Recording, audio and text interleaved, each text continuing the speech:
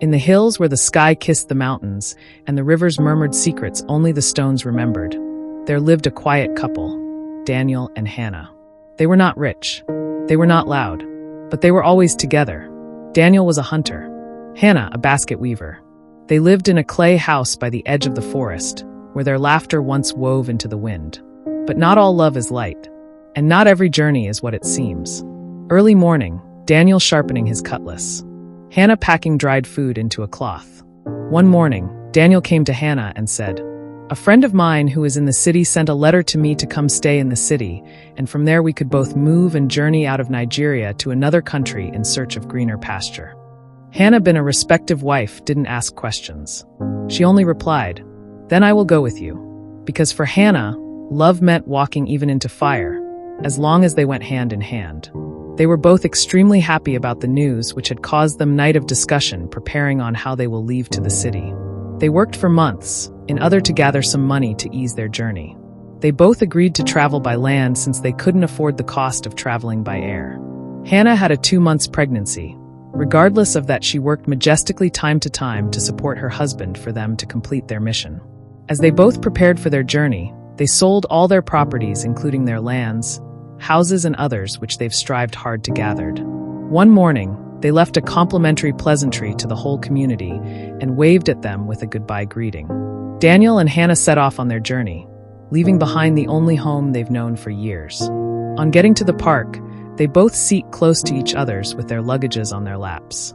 And so, they continued on their journey, always looking over their shoulders, always wondering what lay ahead. They knew that they would face many challenges, obstacles, but they were determined to make it to their destination, no matter what.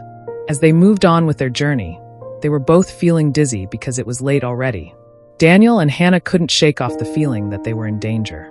They knew that they had to be careful, that they couldn't trust anyone too much. Suddenly, they were trapped in the middle of the night by some armed robbers. They were all robbed and left with nothing at hand. Even their luggages were not left out. They collect the bus from the driver and left them all stranded at the middle of the road in a tiny way surrounded by bush. They all started walking together if they could get to a nearby village where they could pass the night, then decide what next to do. They all walked for an hour plus, and fortunately for them, they meet with some men dressed in khaki.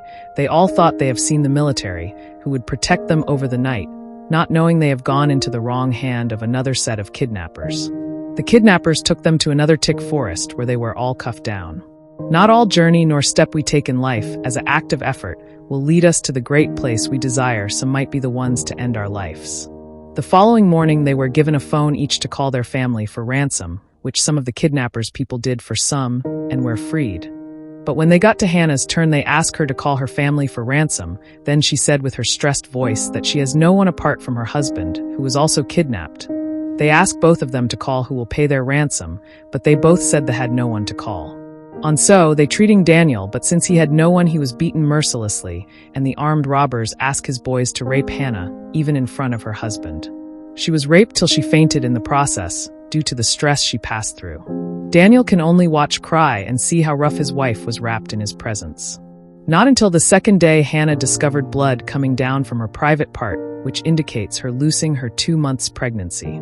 A week after, when the kidnappers see that no one is even asking of them, and they don't have anyone to call. Kidnappers let them go their ways, but on their way going along there's a thick forest. They decide passing the night there since it was late. Hannah feels to the ground and was unable to stand again, which she eventually lost her life there. Daniel cried and has nothing to do but continue with his journey to wherever the road leads to. He cover his wife with sand and stay there for 2 days expecting miracle if his wife will come back to life, but all to no avail. He left and continue with his journey. Daniel couldn't hold the tears and pains because he realized he has lost many things, all because he want to move to another city and also want to have a flashy and classy life. The pursuit of a better life can lead to devastating consequences.